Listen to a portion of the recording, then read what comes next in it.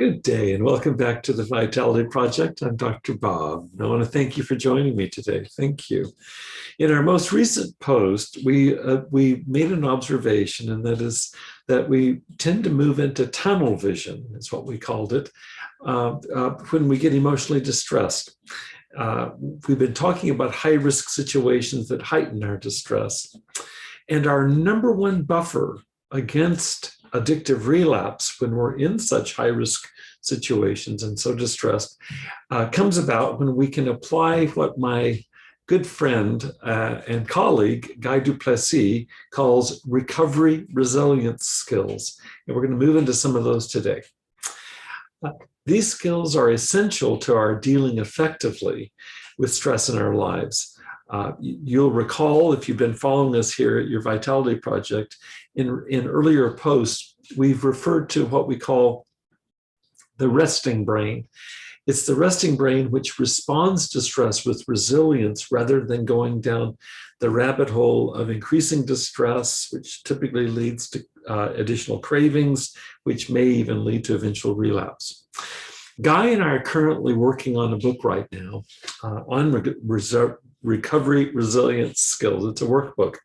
And in this book, we emphasize one very well-researched skill at this point, and we've discussed it here before. We're going to be discussing it again today. And that skill helps us to move from red alert brain.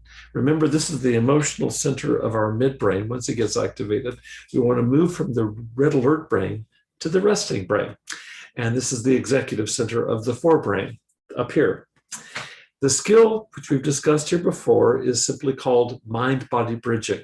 So let's apply that skill now to navigating high-risk situations. For today's exercise, first of all, I'd like you to think of a high-risk situation that you've identified recently in our exercises here. Just in our recent exercise, we addressed having you identify 3 high-risk situations in your life. Pick one of those and then start by drawing an oval in the middle of a blank sheet of paper and write down that high-risk situation inside the oval. Outside the oval, around the oval, write down how cluttered or clear does your mind feel right now? Cluttered or clear? How cluttered or clear do you feel right now mentally? On a scale of 1 to 10, how stressed in your body do you feel right now?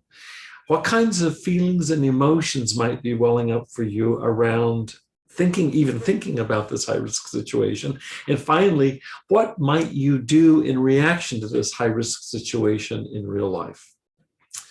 I want to wish you well with this exercise. We'll be coming back and unpacking it in our next post here. I hope that you'll come join me. In the meantime, please stay safe, be well. I look forward to seeing you again. Thanks again for joining me.